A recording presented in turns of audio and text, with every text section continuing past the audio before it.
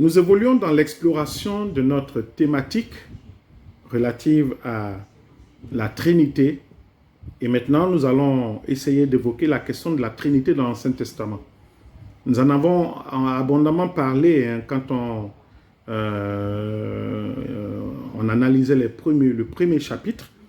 Nous allons donc faire une sorte de rappel, d'accord, de quelques passages relatifs à l'évocation de la Trinité dans l'Ancien Testament.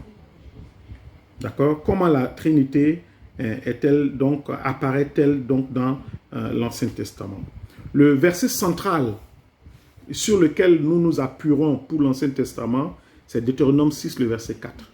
C'est le verset central. C'est le verset sur lequel, comme je l'ai dit précédemment, toutes les tendances s'accordent.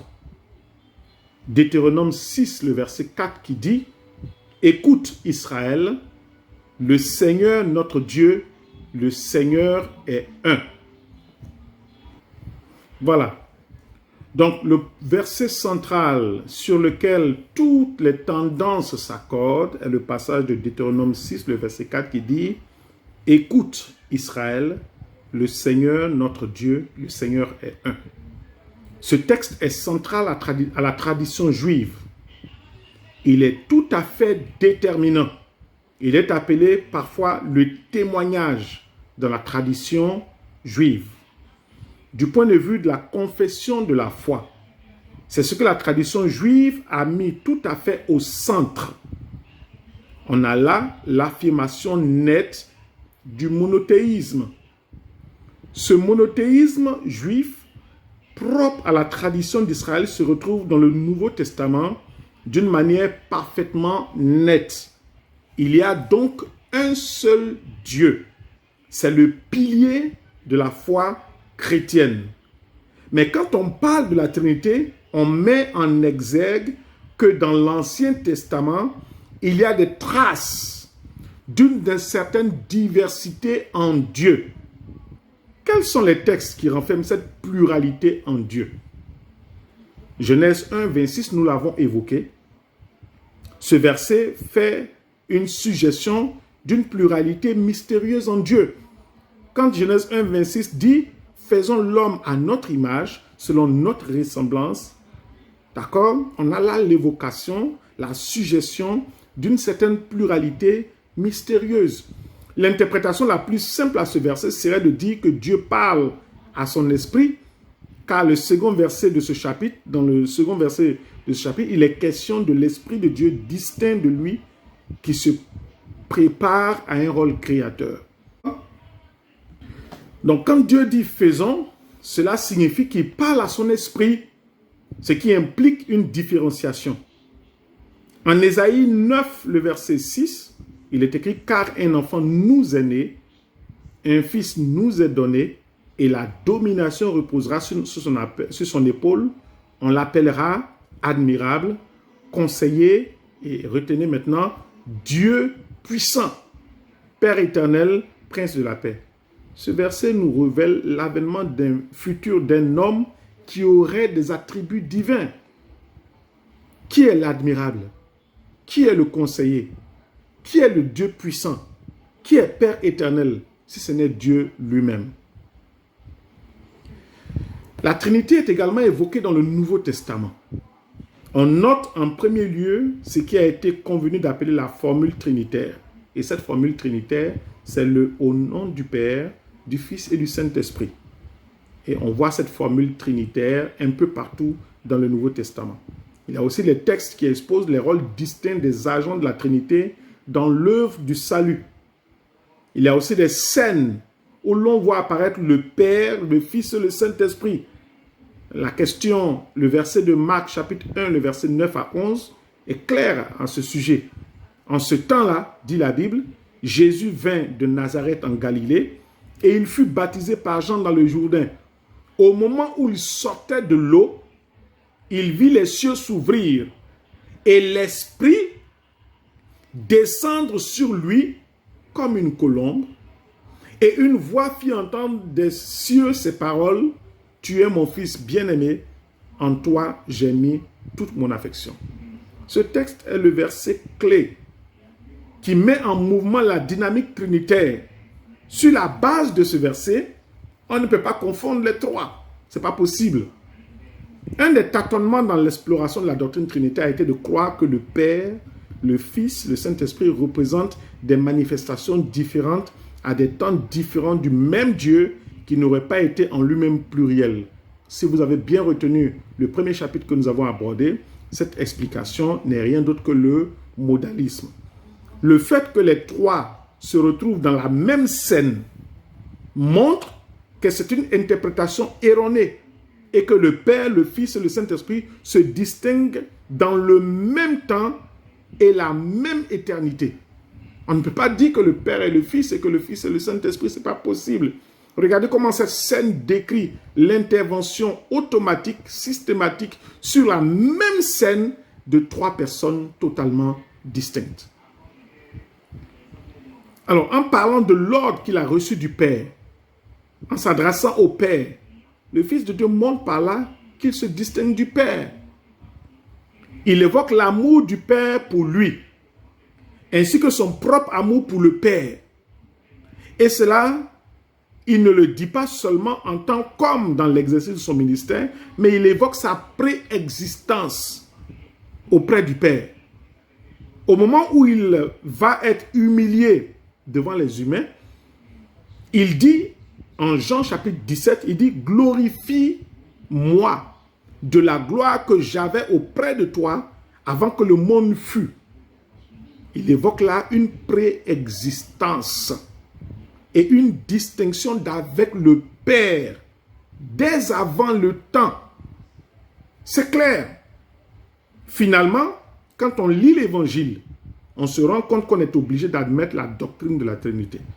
Les données de la Bible contraignent en effet celui qui veut comprendre à admettre la doctrine de la Trinité. Il y a d'autres formules trinitaires.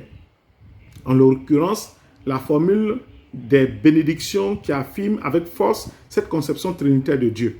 Les auteurs du Nouveau Testament ont ainsi voulu rester fidèles à la révélation de Dieu. 1 Pierre chapitre 1, le verset 2 dit « Et qui sont élus selon la préséance de Dieu le Père, par la sanctification de l'Esprit, afin qu'ils deviennent obéissants et qu'ils participent à l'aspersion du sang de Jésus-Christ. Que la grâce, la paix vous soient multipliées. » Ce texte est un texte de synthèse. Il donne un coup d'œil sur l'ensemble de la grâce de Dieu en faveur de l'humanité. Il distingue ce qui revient au Père, ce qui revient au Fils et ce qui revient à l'Esprit. L'examen de ces différents textes du Nouveau Testament nous contraint à envisager Dieu comme un et pluriel. On n'a pas d'autre choix. On pourrait évoquer un Dieu unique pour être en harmonie avec notre capacité de compréhension. Mais les Écritures sont abondantes pour nous décrire, pour nous présenter un Dieu, un et pluriel. Comment se fait-il que cette façon de voir Dieu a du mal à s'imposer dans le christianisme dans sa totalité? C'est une réalité aussi, d'accord? Que ce n'est pas tout le christianisme qui a adopté cette vision, même si ceux qui refusent de comprendre cette vision sont minoritaires. Cette réticence s'oppose en général à cette manière de penser spontanée qui existe dans l'humanité aliénée, étrangère à la vie de Dieu. Lorsque l'homme rompt sa relation avec Dieu, il reporte son besoin de Dieu sur le monde. Et en ce moment-là, il y a une confusion et le principe d'une distinction fondamentale est affaibli. En effet, quand notre analyse des textes bibliques est fondée sur ce que le monde nous offre comme cadre de compréhension, toute distinction trinitaire de Dieu se volatilise. C'est-à-dire que si nous voulons analyser la question de Dieu et de son caractère et de toute son étendue, en nous fondant sur, on va dire, les cadres que le monde nous donne, le cadre d'analyse que le monde nous donne, on échoue carrément dans notre tentative de comprendre Dieu. Il faut simplement obéir à ce que les Écritures disent. Et les textes de la Bible sont cohérents et sont abondants pour nous présenter un Dieu unique et pluriel. C'est une conséquence, alors, cette volatilisation de la distinction trinitaire de Dieu est une conséquence du report sur le monde de la référence ultime. Si nous voulons être fidèles aux Écritures, nous n'avons pas d'autre option que d'affirmer cette réalité d'un Dieu trinitaire. Durant l'histoire de l'Église, plusieurs penseurs ont essayé d'utiliser des analogies pour expliquer la réalité de la Trinité. Saint Augustin, dans son grand ouvrage sur la Trinité, a donné quelque chose d'assez remarquable. On l'appelle l'analogie de l'âme humaine, la mémoire, l'intelligence et la volonté. Ces trois ne peuvent pas se confondre. Ces trois subsistent dans l'ordre de distinction qui n'est rien d'autre que l'être intérieur. D'accord?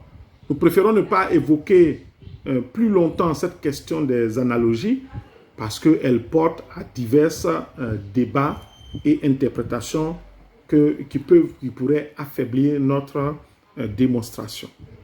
À présent, parlons de la Trinité dans les premiers siècles de l'Église. Alors, c'est l'examen de la doctrine de la Trinité en lien avec l'histoire de la foi chrétienne. Même si le mot Trinité n'existe pas dans la Bible, la doctrine de la Trinité est profondément biblique dans sa substance. D'accord? Il faut le reconnaître. C'est vrai que le mot Trinité n'existe pas dans la Bible, mais la doctrine de la Trinité est clairement évoquée dans les écrits bibliques. D'accord? Donc, le mot Trinité a été utilisé pour la première fois au IIe siècle, c'est-à-dire vers l'an 180 par Théophile d'Antioche. Dans le livre de Tite au chapitre 3, le verset 4 au verset 7, il est écrit « Mais lorsque la bonté de Dieu, notre Sauveur, et son amour pour les hommes ont été manifestés, il nous a sauvés, non à cause des œuvres de justice que nous aurions faites, mais selon sa miséricorde, par le baptême de la régénération et le renouvellement du Saint-Esprit qu'il a répandu sur nous avec abondance par Jésus-Christ notre Sauveur, afin que, justifiés par sa grâce, nous devenions en espérance héritiers de la vie éternelle. Ce texte nous montre qu'il y a une diversité de rôles dans la divinité au sein du christianisme. On parle même de mission dans la tradition chrétienne. Le Fils de l'homme a été envoyé pour sauver ce qui était perdu. Et il y a une mission de l'Esprit qui a été aussi envoyée pour que ceux qui croiraient soient unis au Père. Il y a cependant plusieurs dizaines d'années durant lesquelles les chrétiens ont tâtonné par rapport à cette réalité du Dieu un en trois personnes. À coup sûr, la révélation que Dieu nous donne de lui-même est tellement étrangère aux pensées de l'humanité naturelle plongée dans les ténèbres de son péché que lorsque Dieu se révèle à l'être humain ne comprend pas tout de suite. De sorte que, même assistée par le Saint-Esprit, l'humanité croyante a eu besoin de plusieurs générations pour trouver la bonne façon de formuler la révélation que Dieu a faite. Il y a là plusieurs étapes importantes. D'accord? La première et la principale étape a été de reconnaître la divinité de Jésus. Et que cette divinité de Jésus n'est pas une divinité au rabais, mais la divinité de Dieu lui-même. Que Jésus est absolument un avec son Père comme Dieu unique. Et le débat concernant la divinité de Jésus a été un élément important. D'accord? Pour nous porter vers la question de la Trinité. Pour accepter l'évidence de la Trinité. Parce qu'on ne pouvait pas dire que Dieu, le Père, est Dieu. Et admettre que Jésus est Dieu quand nous savons que Jésus est distinct du Père. C'était comme si il y aurait deux dieux. D'accord? Et donc cette première étape, elle a été fondamentale. La découverte par les Écritures de la divinité de Jésus-Christ. Il y a une confession de foi très célèbre qu'on appelle le symbole de Nicée. Un grand synode s'est réuni en 325 qui a été rendu possible par la conversion de l'empereur Constantin. On affirme à cette étape la divinité de Jésus, mais on n'est pas encore dans l'élaboration concrète de la Trinité. La situation du Saint-Esprit n'avait pas encore été étudiée de manière précise. Cela a fait l'objet d'analyses ultérieures qui a abouti à une sorte de confession de foi, celle de Constantinople. Cette confession de foi a permis d'affirmer la Trinité de manière très nette. D'accord?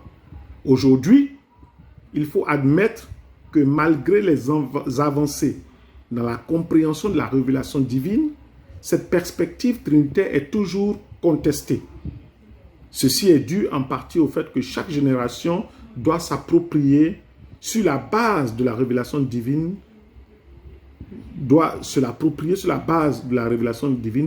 et aboutir à sa propre compréhension.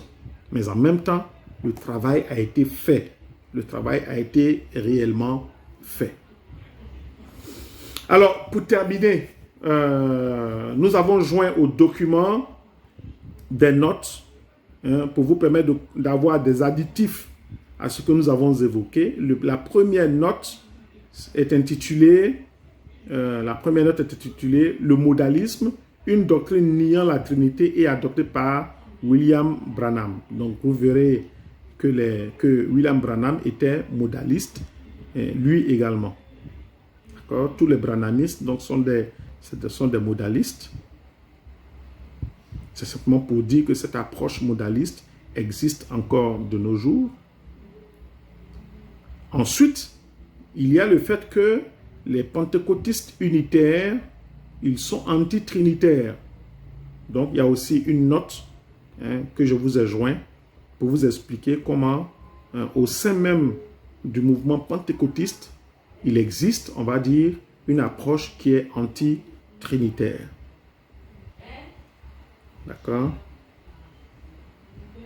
Voilà. Donc, ce qu'il fallait connaître concernant la Trinité, la doctrine de la Trinité, je pense que vous avez tous les éléments pour vous permettre de comprendre. Le document que je vous ai donné est le plus complet possible. Vous ne trouverez pas de document plus complet que celui-là. Voilà, que Dieu vous bénisse et on va se dire à bientôt. Shalom.